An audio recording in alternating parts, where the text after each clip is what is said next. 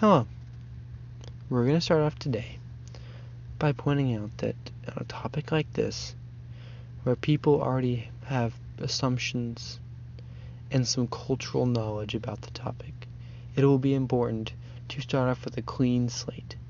So, to begin with, before we talk about the effects and the solutions for depression, we're going to talk about what depression actually is. So what is it? Most people might understand depression to be similar to a long-lasting sadness, and while on the surface this is not inaccurate, I'm hoping that this presentation will help further your knowledge and let you understand that depression is a much more complex problem that is not actually sadness as you might understand it. Though, for now, I will simply sum it up as not being sad, but more so depression is a lack of happiness and joy, in such as the person who is depressed will have issues and not experience as strong of happiness and joy. Due to its effects on mood, depression has deep-reaching implications for those who have it. It may not make them feel bad per se, but it will make them feel sad, unhappy, and quite frequently guilty. It also will end up leading to a lack of motivation. This is where the phrase having trouble getting out of bed comes from, because for those who are severely depressed, they can literally have issues getting out of bed in the morning. They don't have any motivation to do so. Unlike a physical illness, such as a flu or a cold, depression and other mental illnesses like it occur for undefined and indeterminate lengths of time. What I mean by this is someone who's depressed may get depressed and stay depressed randomly and for no idea how long. They could be depressed for a week or for years. And what's just as bad is once they get depressed, once anyone gets depressed, the likelihood of getting depressed again becomes more likely. Some have put it as though the mind gets better at being depressed once it's happened, once it's done it once. So depression is one in which it is a lifelong battle once you've had it once, frequently. So what is depression, and how does it affect people? Understanding this has far-reaching repercussions for those who end up with depression. And there is the important point. Anyone can end up with depression. There is no particular predication. There is no restriction on whom can have it. Though research does show that certain people might have biological factors or certain histories can help influence and increase the probability of getting depressed. But that does not mean there are only people who will get depressed. In the US, currently there's about 10% of the population who is diagnosed as depressed. Now, this has been an increase over the past 10 to 15 years. Though some have proposed this to be a sudden spike in misdiagnosis or overdiagnosis, the more likely cause is that we now have been understanding and being able to diagnose depression with more ease. We might be able to see the symptoms earlier or understand the symptoms earlier instead of claiming that it is something other than depression. This is good due to the fact that now, hopefully, we will be able to help these people with depression earlier on and prevent them from getting to severe states of depression and learn how to manage it in their daily life and not have to live with it in a severe state for the rest of their life. An interesting point is that depression is higher for females than it is for males. This is partially due to the fact that hormones can affect getting depressed or not. And an example of this would be for many women after birth, postpartum depression is a very common event. Now, though that doesn't lead often to severe depression, it can show that those hormone shifts just from birth can cause depression to occur, and females will have more events during their lifetime in which they will have frequent shifts or changes in hormones. And one important one to note is cortisol, as it is one of the leading causes, or at least one that affects depression significantly. While we're on the subject,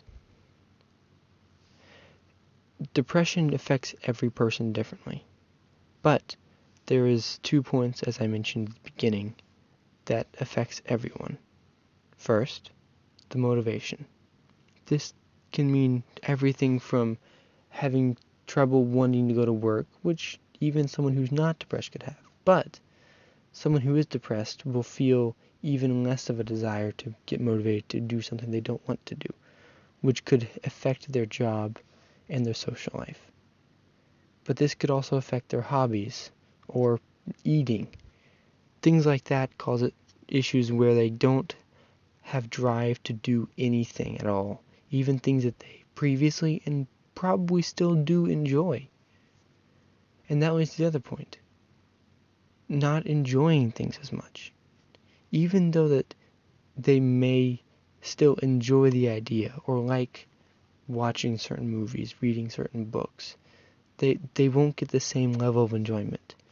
People who are not depressed, who see a movie in which there's a happy point that makes them want to smile, versus someone who is depressed, who sees the same spot and might understand that there is a spot where they should be smiling and it should make them happy inside. They won't feel it as strongly. And that effect means that once they've become depressed, it becomes harder to feel anything outside of that scope, which can further the problem. Those two together can make them get ostracized and not find enjoyment in life, which leads to more concerning issues down the road, as we will discuss. But the important aspect here was that those issues together lead to the very struggling point that depression is known for. So some people who aren't depressed might ask, why should we care? Well, everyone should care, because even if you don't get depressed, there's about 1 in 10 people in the population who will, which means it is very likely that either a friend or a family member or a coworker will be depressed at least some point in their life. This means that you will interact with them directly. And though you might not be the person who benefits from helping them, it's important because not only can they get worse and can they eventually possibly commit suicide, which is a very, very large concern with the 2 issues we just discussed. It's important to note that not being assisted can lead them to more severe depression. About 15% of people with severe depression do end up committing suicide. And preventing that can help prevent the 10th largest cause of death in the US right now, which is suicide. Depression has far-reaching implications, and the fear of suicide makes it almost taboo to talk about, but it is something that is important, and it is something that means that even if you do not know someone's depressed, or think that you are depressed or will become depressed, you should still keep versed in it and understand what is going on, so as to know how to help if it comes up, and to be able to understand the implications that are not only outside, but probably very close to you. So, what causes depression? Well, this is important to know so that you could possibly help remove these issues from people who are on the edge or have been depressed before. The first thing we mention cannot be assisted, and that is the fact that everyone is born with 2 of the 21st chromosome. Either it is short or it is long. Now, the interesting thing that researchers have found is that people with 2 long 21st chromosomes end up getting depressed with a much lower probability. But the inverse is true also. People with two of the short 21st chromosome are more likely to get depressed. And the median is true also, in which you have one short and one long. This currently cannot be changed, and so people who have this have to deal with a higher likelihood and a lower threshold for depression. There is no solution currently. But once we move beyond utero, we find that there is other things that affect depression, and those can be helped. The first one is the growth of neurons. The neurons that grow in pathways such as the hippocampus that can affect and potentially increase or decrease emotions and therefore depression, as it frequently happens. Though that sounds like an one that can be changed, that part of mental health can not only be influenced by medicine, but by the environment. One thing that affects it is stress. Stress, if for those who are prone to depression, is a frequent cause. If you have depression, or you can have depression, when you get stressed, it can trigger it. And one of the reasons is it causes shrinkage and damage in certain areas of the brain, namely the hippocampus, which, I should note, is responsible for memory and emotion. Those are the two biggest tokens it does, though that is not all it does. Now, what's worse is that once stress can cause depression, depression can help cause more stress, and it can lower the threshold for stress, meaning that once you get depressed, you can cause a feedback loop in which the depression causes stress, and the stress causes depression, and you get worse and worse and worse. This is something that can be helped by coworkers, by friends, help alleviate the stress and help you deal with it. That is one reason why it's important to note for those who are depressed, or could be. But stress is just one example. Depression as a whole is affected by a whole slew of chemicals in the brain. And lacking some or needing others can cause the depression. What I mean there is not enough production or receptors for a certain chemical or another can cause it. For a while it was believed serotonin was one of these, though currently it is up in the air if previous attempts to add more serotonin, which is known for happiness, was actually the cause of improved mood for those depressed, or simply that it increased the neuron growth factor. But either way, we have seen that the hippocampus is a common factor, and that there is ways to influence and help promote prevention and reduction of depression in those who have it. Another important note is there is a strong social stigma towards depression. Now, this obviously cannot be fixed by medicine, and it has a lot to do with how culture has been dealing with it. A common problem is that people can be judgmental of those with mental illnesses, and depression is no exception to this. Those diagnosed with any mental illness and who talk about it can often be ridiculed, and for depression, frequently you will hear stuff like cheer up or get over it, which doesn't make sense at all in this context. This type of thinking does not assist those who are depressed, but leads to feeling like a burden, or worse, about themselves in general. Another bad implication of this is that once they have this negative reinforcement put on them about talking about it, it removes the desire to talk about it, meaning that they won't talk about it in the future if it comes up again. With this aversion to wanting to discuss depression in mind, think of how many times you've heard or had open conversations about mental illnesses such as retardation or schizophrenia or depression. Give you a second. Think about it. Most likely, you could think of only a few. And of those few, most of them were jokes or insults about those problems, such as that person's a schizo, or stop being depressed, you're just sad, it's okay. These are common things to happen because we don't have in our culture many public conversations about these hard problems. And mental illness is one of the biggest issues with this. This means that people who have these, and depression especially, have to deal with it on their own, which for this case is very counterproductive, as not telling people and not getting help creates that positive feedback loop we just talked about and causes it to get worse and, as we talked about, potentially deadly due to suicide.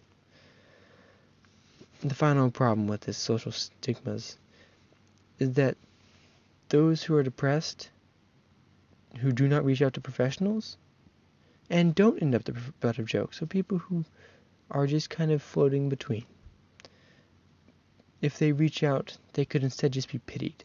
Now, those usually pitying have good intentions. They don't mean to be mean. They don't mean to be rude.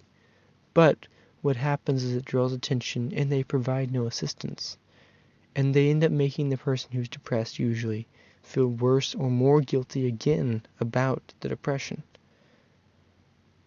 This causes them to want to avoid talking about that issue even more and causes more seclusion. Together, the social stigma from our culture leads to people who are depressed wanting to isolate away this problem and not discuss it, which can often make them feel like it's wrong to have it or that they're a problem themselves because they have this mental issue. This is not healthy for them or the society, as we are avoiding talking about an important subject that is affecting, as we mentioned, 1/10 of the population at some point or another in their life. So, keep that in mind. So, the current solutions. There are currently two main ways for treating depression: therapy and medicine. There are many different types of medicine, from increasing serotonin in hopes of increasing happiness or neuron growth, to ketamine, which is a new drug actually, relatively. It was brought up around 2013. This drug was originally an anesthetic, and as of yet, we do not know the reason it works, but it is currently used in emergency situations to prevent suicidal thoughts. This shows that there are still advances in this field and that we're learning and finding more ways to help prevent and deal with these problems, and that there's still hope for solving them, but for now, we still have to grow. The other solution is therapy. Now, this solution is usually more helpful, particularly to people who were depressed as children due to abuse or neglect. That's not to say it's not helpful to others. That simply means that those children who were abused or neglected usually do not respond much at all to the medicines, so this is their main route. Now, this doesn't mean one solution or the other is the correct one for anyone. Both or neither could work for everyone, and for those with severe depression, usually both is the best way to deal with it, especially since for people who are not severely depressed, medicine does not prove as useful. It does not have much of an effect at all, actually. But those who are severe, it does prove useful, usually. But as you see, therapy is a strong solution either way, and we're finding medicines to hopefully help grow and slowly reducing the side effects. At least that is the goal. But for now, it is beneficial to grow as a community and hopefully learn about this and change the stigmas and hopefully get better medicine and therapy in time. The final thing I'll cover is how to help.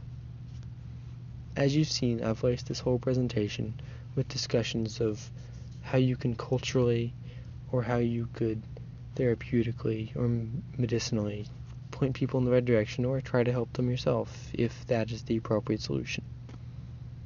Why I do this is since depression is such a widespread problem, about 1 in 10, it will most likely affect you or someone you know. So, I felt it important to not cover this topic without at least covering as best I could what you could do. In general, the best that can be done is to try to listen and not be judgmental, and see if you can help them find a safe place for themselves where they can work on their problems. And if they feel comfortable doing so, help get them to go meet with professionals or counselors to work on their depression. If you yourself are depressed, try to establish good social relationships and a good structure that can help support you, and meet with counselors if you can. It could help you in the long run be a bit more beneficial and learn to deal with this lifelong issue. I'll leave you with that, and I hope you've learned more about depression, and at least that you have better understanding of what it is and whom all it affects. I hope that you've enjoyed, and I hope that you at least were able to understand the topic.